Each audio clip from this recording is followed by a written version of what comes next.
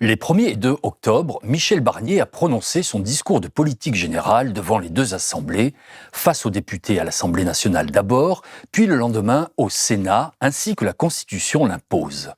Pour la mise sur orbite d'une fusée gouvernementale à durée de vie inconnue, après des semaines de tergiversations, de négociations en coulisses et d'attentes qui ont laissé tout le monde dans le grand flou sur la ligne politique du gouvernement de la France. Dans ce moment déterminant et sur un plan personnel forcément particulier, Michel Barnier a trouvé le temps de régler une urgence. Entre le mardi 1er et le mercredi 2 octobre, il a rédigé et adressé un courrier officiel au président du Comité international olympique. Sans plus tarder, le Premier ministre tenait à informer Thomas Bach, patron allemand du CIO, que la France apportait sa garantie financière pour organiser les Jeux d'hiver de 2030 sur son sol dans les Alpes. Un engagement pour le pays et le premier acte de son gouvernement. En apposant sa signature au bas de ce document, ce que Gabriel Attal, son prédécesseur, avait refusé au prétexte notamment de la situation économique difficile du pays, l'ancien négociateur du Brexit valide la promesse entêtée d'Emmanuel Macron qui s'est beaucoup démené pour que ce dossier ne finisse pas sur une voie de garage. Visiblement, cette priorité en était bien une. Tout devait être réglé immédiatement au moment où le chef du gouvernement allait éclairer les Français sur sa feuille de route.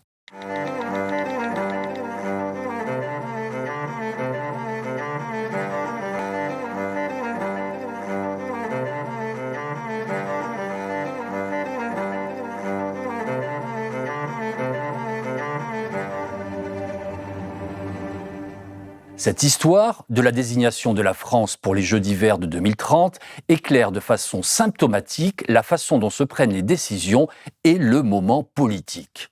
Elle raconte la dérive à droite d'un président parvenu au sommet de l'État sur la promesse du dépassement des clivages, de la fin des partis et d'une synthèse entre la droite et la gauche et donc de leur dissolution.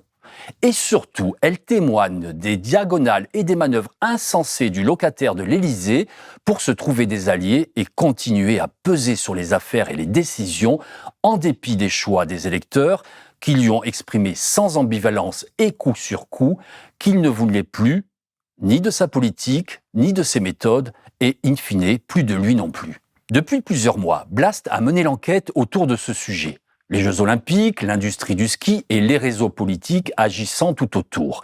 En multipliant les révélations, notre série enquête exclusive donne une lecture qui éclaire par touches successives les dessous de cette histoire. Élève le voile sur les intérêts croisés des acteurs au chevet de cette candidature coalisée autour de la conquête olympique.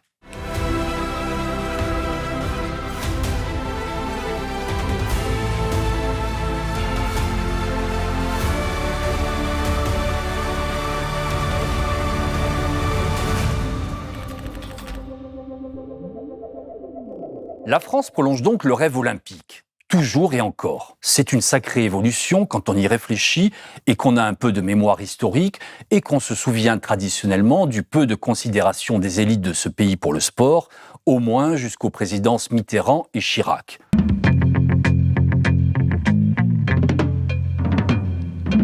Vous avez vu, c'était un match assez dur, il y a eu des heurts, mais enfin c'était très correct et j'ai remarqué que la foule auvergnate n'était pas venue sur le terrain.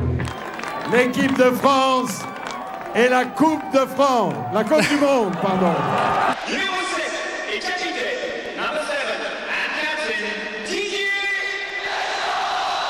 Depuis, il y a eu Nicolas Sarkozy, François Hollande et donc Emmanuel Macron, un sportif, un passionné, un vrai de vrai. Tout de suite, ça va commencer fort, tout de suite. Dès vendredi. Et quelque chose me dit, vu le tirage, que ça va continuer fort. Donc, il n'y a pas de place pour l'économie. Et c'est de la première à la dernière minute. Il faut tout donner.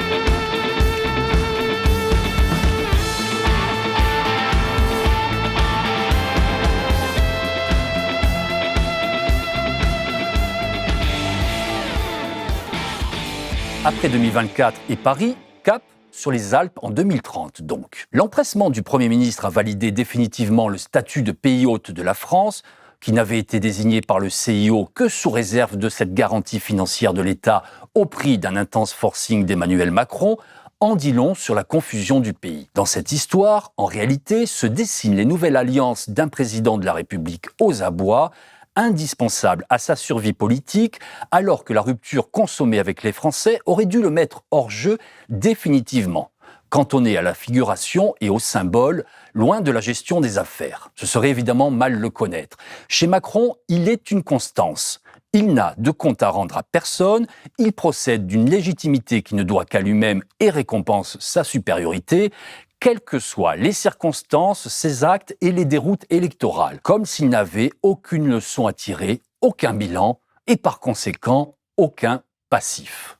Depuis novembre 2023, Blast a déjà publié 7 volets, 7 épisodes de la série exclusive La montagne dans tous ses états. C'est Moran Kerinek, un des piliers de la cellule enquête, qui signe cette série. En fait, moi, j'ai commencé à m'intéresser à l'industrie du ski et c'est grâce à Laurent Wauquiez. Je travaille en Auvergne-Rhône-Alpes et le président de notre région pendant 8 ans a été Laurent Wauquiez. Et il a mené une gouvernance assez particulière, c'est-à-dire qu'elle était particulièrement opaque et particulièrement clientéliste. En tant que journaliste, nous, notre rôle, c'est de regarder, où va l'argent public? Il y a un tire-fesse d'argent public qui va alimenter justement l'industrie du ski. En 2016, Laurent Wauquiez a rédigé un premier plan montagne qui a fléché en fait 90 millions d'euros vers l'industrie du ski.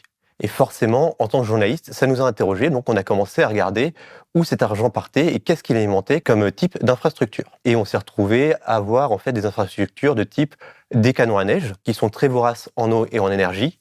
Et donc, pour alimenter ces canons à neige, on a aussi découvert un grand nombre de retenues collinaires, c'est-à-dire des lacs artificiels qui sont destinés à stocker l'eau pour alimenter ces canons. Ce projet de Jeux Olympiques dans les Alpes françaises a germé dans la tête de 2 grands élus locaux. 2 acteurs de la vie politique, présents dans le paysage depuis des années, issus de la même famille qui se connaissent bien. Renaud Muselier, le président de la région Provence-Alpes-Côte d'Azur, et Laurent Wauquiez, celui de la région Auvergne-Rhône-Alpes, jusqu'en juillet dernier quand il est redevenu député. À ce duo, il faut ajouter encore un 3e homme, un autre baron, issu lui aussi de la droite, Christian Estrosi, le maire de Nice. Ensemble, les sudistes Muselier et Estrosi ont conquis la région PACA. Ils l'ont fait basculer à droite en mai 2016.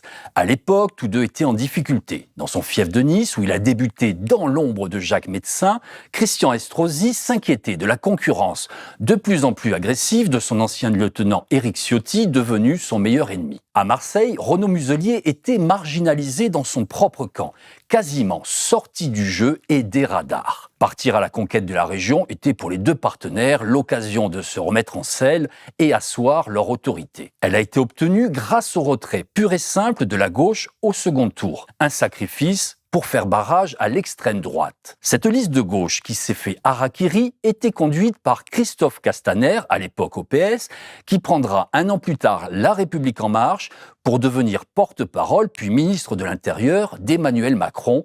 Les Gilets jaunes s'en souviennent. Anciens du RPR et de l'UMP, Muselier et Estrosi l'ont rejoint en Macronie, poussé par Nicolas Sarkozy, dont on ne dira jamais assez le rôle qu'il a joué en coulisses dans tous ces accords de l'ombre, en dépit des casseroles, des procès et des condamnations. Estro et Museau font donc partie de ces barons de droite qui ont apporté au camp présidentiel ce qui lui manquait tant, des fiefs, des réseaux locaux et des militants. Quant à Castaner, aujourd'hui patron du port de Marseille et du tunnel du Mont-Blanc, il est en quelque sorte en réserve, en attendant peut-être autre chose. Le karatéka Muselier et le motard Estrosi, le Marseillais comme le Niçois, adorent le sport et aiment le ski.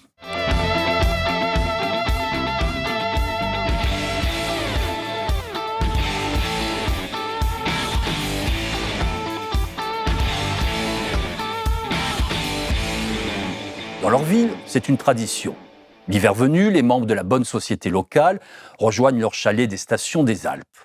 Comme à Lyon. Justement, à Lyon, Laurent Wauquiez est lui aussi devenu en 2016 président de région, à la tête de la région Auvergne-Rhône-Alpes, qui l'a lui aussi ravi à la gauche. Et lui aussi adore le ski, qu'il subventionne lourdement. C'est donc tout naturellement que les 3 ont imaginé une candidature des Alpes françaises à l'accueil des Jeux d'hiver, comme on lance un pari. Ce projet, le trio l'a vendu à Emmanuel Macron, sans grande difficulté. Sur le plan politique, l'ancien banquier avait besoin d'eux et par tempérament, il est toujours prêt à se lancer dans une conquête. Dans ces cas-là, ils foncent sans réfléchir.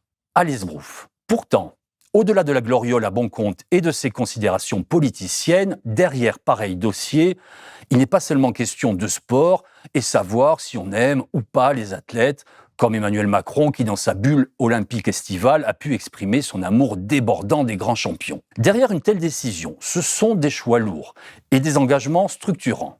Il s'agit d'aménagement du territoire, de priorités budgétaires, de développement économique, de modèles de tourisme que l'on veut promouvoir et aussi d'environnement et de climat. Les Alpes françaises se réchauffent extrêmement vite, donc on aura un manque de neige, c'est certain, en 2030, on en a déjà aujourd'hui. Donc on se dirige vers des Jeux Olympiques comme en Chine, où on verra un beau ruban de neige artificielle fabriqué, tout le reste du paysage sera sec. Des problématiques qui imposent au minimum la réflexion et ne peuvent se contenter d'être réglées à la hussarde, à la hâte, surtout quand on nous explique qu'il n'y a plus d'argent, que les finances sont à sec, l'État en quasi-faillite et qu'il va falloir se serrer la ceinture. Mais ici, entre Renaud, Laurent, Christian, Michel et Manu Lagagne, tout fonctionne autrement, donnant le sentiment du fait du prince. On a un parti pris politique qui est clair, c'est de développer la monoculture du ski dans les Alpes françaises. C'est vraiment le projet de Laurent Wauquiez et de son entourage. C'est-à-dire qu'on va développer que ça. Et pour ça, il faut produire de la neige, parce que les Alpes sont confrontées au dérèglement du climat. En 50 ans, elles ont perdu à peu près l'équivalent d'un mois d'enneigement. On a beaucoup de stations justement qui sont sur les dents et qui ont peur de perdre leur manne financière. Donc la région est arrivée en leur proposant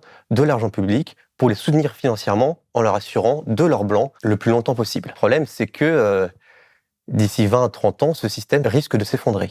Quelque chose qui, moi, m'a marqué, en fait, c'est parfois la réaction de certains acteurs de la montagne à mes enquêtes. La commune de la Clusaz a, pendant plus de 20 ans, pompé en toute illégalité une source pour produire de la neige de culture. Et en fait, une réaction que j'ai lue à plusieurs reprises concernant mon enquête, ça a été « Oui, mais enfin, c'est l'eau des montagnes, nous, on utilise l'eau comme on veut. C'est pas des personnes extérieures à la commune qui vont venir et dire comment on doit utiliser nos ressources. » Et moi, ça m'a choqué comme type de réaction parce que, à ce niveau-là, ça place en fait certaines communes, certaines régions, certaines zones en dehors du cadre légal français. Moi, c'est quelque chose qui me choque parce que c'est une forme de séparatisme qui, si jamais on l'entendait, par exemple, dans certains quartiers populaires en France, serait repris avec énormément de violence. Voilà comment cette affaire a été amorcée, ficelée et imaginée. En novembre 2023, les Alpes françaises avaient été déclarées seules retenues par le CIO pour entamer un dialogue ciblé et les candidatures suisses et suédoises écartées. L'occasion d'un grand cocorico pour ses promoteurs. Grand bonheur, grand bonheur. Vous me disiez vous-même que quand je l'avais annoncé en 2022 que j'étais fou, on a réalisé quelque chose de fou. En 2 ans, à peine, on a ramené les Jeux Olympiques dans la région Provence-Alpes-Côte d'Azur qui ne les a jamais eus. Et on les ramène dans les Alpes françaises. C'est un exploit rare, il y a des gens qui se battent pendant des décennies pour essayer de les avoir. Ben nous, on les a eu en 2 ans. Et maintenant, en 6 ans, on va les réaliser. Voilà ce qui va se passer. Là, aujourd'hui, je savoure ma joie, quoi. Voilà. On a fait un truc d'une candidature collective pour les Alpes françaises qui est extraordinaire, quoi. C'est un moment immense, voilà.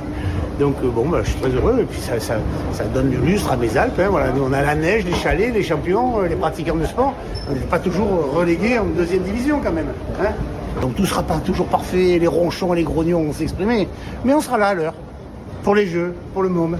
En réalité, ce sont surtout ces pays, la Suisse et la Suède, qui ont freiné en s'interrogeant sur l'acceptabilité d'un tel événement auprès de leur opinion publique, sensible à la question climatique. Mais peu importe, pour Renaud, Laurent, Christian et Manu Lagagne, le coq doit chanter. C'est une question de fierté nationale. Ne restait donc plus qu'à recevoir le couronnement final. Mais il y a eu un mais, un hic. Le hic, c'est la fameuse dissolution du 9 juin après la victoire du Rassemblement national et la défaite du camp présidentiel aux européennes, cette bombe à fragmentation jetée par Emmanuel Macron sur la politique française et à la face du pays entier. Ce coup de génie du pyromane de l'Élysée, encore un, a eu un effet imprévu. désorganiser et mettre en grande difficulté l'opération Alpes 2030. Un mois plus tard, le Comité olympique international se réunissait en juillet à Paris, où il devait annoncer aux pays organisateurs des Jeux d'été qu'il était aussi celui des Jeux d'hiver de 2030. Mais le comité d'organisation de la candidature française devait pouvoir se prévaloir avant de la signature et de la garantie financière de l'État en cas de déficit. Et oui, les Jeux, ça coûte cher, il faut avoir les moyens. Et patatras, on n'a pu que le constater. Ça se compliquait sérieusement. Après les subventions, ce qu'on a regardé, c'est logiquement en fait ce qu'elles ont permis de financer. Donc on s'est intéressé aux revenus collinaires. Quelque chose que je trouvais intéressant à faire, c'était justement d'observer un peu les rapports d'inspection de ces retenues, voir comment est-ce qu'elles fonctionnaient. Et ces rapports, en fait, ils sont produits par l'OFB, la police de l'environnement, et par les DDT, c'est-à-dire les services techniques des préfectures départementales. Du coup, on a cherché à obtenir ces documents. Normalement, les rapports d'inspection, c'est des documents administratifs qui sont publics. Et en France, tous les citoyens peuvent accéder à ces rapports s'ils en font la demande en bonne et due forme. Nous, à Blast, c'est ce qu'on a fait. On a demandé tout simplement à la préfecture de Haute-Savoie si elle pouvait nous partager ces documents, ces rapports d'inspection. Et là, on a commencé un petit marathon, en fait. C'est-à-dire qu'on a demandé une fois, on a demandé 2 fois, et on a fini par demander 7 fois avant d'obtenir un refus franc, en fait, de la préfecture qui nous a dit « Non, nous ne vous donnerons pas ces documents ». Moi, j'ai adressé cette demande à la préfecture de Haute-Savoie, j'ai adressé la même demande à toutes les préfectures qui disposent justement d'un massif avec des revenus collinaires. Il y en a certaines, elles m'ont envoyé les documents dans les 24 heures. La préfecture de Haute-Savoie, il a fallu attendre environ 4 mois. Clairement, ça démontrait qu'il y avait un problème sur ces documents-là. Il y avait une volonté de ne pas les transmettre. Malgré les pressions de Laurent Wauquiez, Renaud Muselier ou de Christian Estrosi, Gabriel Attal a fait la sourde oreille. De mauvaise humeur, n'ayant pas digéré sa propre dissolution, dont il n'avait pas été informé, il a refusé sa signature, soulignant à son tour que l'organisation à l'heure du réchauffement climatique d'un tel événement posait question et que les finances de la France imposaient par ailleurs qu'on réfléchisse bien avant de s'engager. Une position somme toute logique pour le chef d'un gouvernement démissionnaire, uniquement là pour gérer les affaires courantes avant de laisser la place. Je ne vous fais pas venir demain à la session extraordinaire du Comité international olympique à Paris avec la présence du président de la République pour vous dire c'est pas possible. Face à cette impasse, Emmanuel Macron a tout fait pour sauver le beau projet soudainement mal embarqué. Parce que c'est notre projet. Se retroussant les manches, égal à lui-même, sans y voir de contradiction comme d'habitude,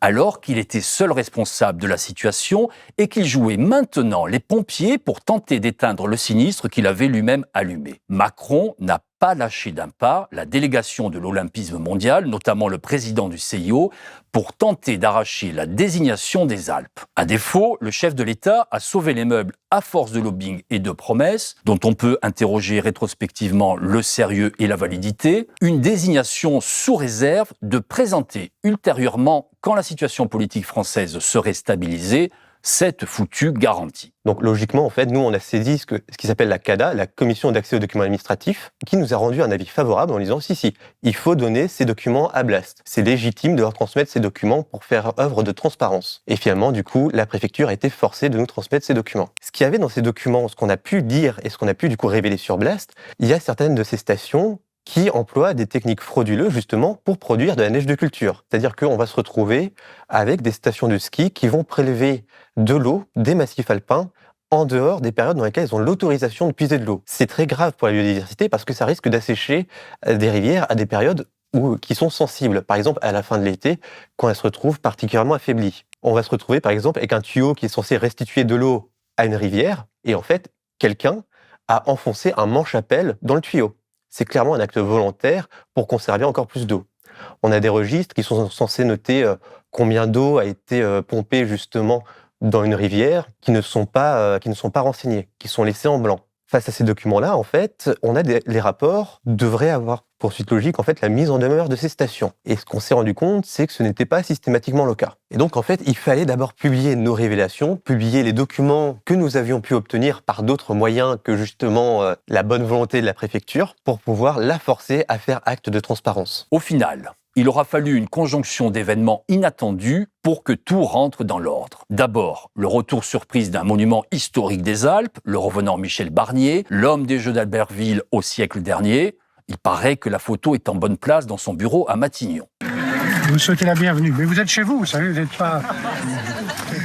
Ça, c'est les jardins, bâtiment de la République, donc c'est pas les miens, moi je suis là de passage. Je vous souhaite la bienvenue. Merci. Merci. Vous avez vu les enfants? C'était dans mon bureau aussi déjà. Oui. J'ai mis quelques photos de moments importants pour moi, les Jeux Olympiques de Berlin. Je vous souhaite la bienvenue. Merci. Merci. Ensuite, l'installation d'un gouvernement bâti sur l'alliance de deux familles politiques défaites qui ont fait de leur défaite conjuguée une curieuse victoire pour revenir ou se maintenir au pouvoir. Avec également un Laurent Wauquiez devenu président de groupe à l'Assemblée nationale, à la faveur des législatives anticipées et en principe désormais soutien de ce nouveau gouvernement. Nous ne participerons pas à des coalitions gouvernementales. On voit ces derniers jours beaucoup d'agitation. Pas mal de ces manœuvres reposent sur des fantasmes ou des illusions au vu des résultats des élections. Mais surtout, nous ne croyons pas qu'on peut répondre à la crise d'un pays par une combinaison d'appareils. Autant de pièces d'un puzzle qui rassemble les défenseurs de l'industrie du ski et acte leur union politique. Pour que l'affaire soit finalement réglée par la grâce d'une signature vite fait bien fait au bas d'un courrier. Et surtout, sans débat, ni discussion sur le fond. Ouf, allez, cocorico. Le Comité international olympique a l'honneur d'annoncer que les 26e Jeux olympiques d'hiver 2030 sont attribués aux Alpes françaises. Je veux saluer le très grand professionnalisme des équipes, Monsieur le Directeur Général, leur exigence et ce qui a été fait pour nous aider à améliorer cette candidature. Je sais aussi votre vigilance et nous continuerons d'améliorer les choses dans les semaines, les mois et jusqu'en 2030. C'est une vision du monde qui est très particulière. On se dit, la seule solution pour la montagne, c'est le ski. Il n'y a rien d'autre. Et du coup, on va perpétuer le modèle jusqu'au bout. En fait, les Jeux Olympiques d'hiver 2030, c'est business as usual. C'est-à-dire que ça va permettre de renforcer ce sentier de dépendance, ça va permettre d'injecter encore plus d'argent dans le même modèle économique et de rendre en fait tous les acteurs, toutes les personnes qui vivent dans l'arc alpin dépendantes de ce modèle économique, jusqu'à ce qu'il s'essouffle complètement. Pour la morale de l'histoire, chacun pourra y réfléchir en découvrant et en lisant notre enquête série exclusive. Au passage, dans cette affaire, on aura au moins déjà trouvé une utilité au Savoyard Michel Barnier, l'homme sans majorité. Pour l'avenir, c'est-à-dire 2030, restera à faire tomber la neige. Vous me direz, on a le temps de voir. Et puis Laurent Wauquiez l'a promis, il y en aura sur les pistes. Et sur ce point, au vu de nos révélations, on peut faire confiance au savoir-faire de la France, de ses stations, ses gérants et ses canons à neige, sous le regard complice et mobilisé de l'État, des préfets et de l'administration. Allez, c'est sûr, la neige va tomber comme jamais, à plein régime. C'est plus qu'une promesse, c'est une réalité tangible.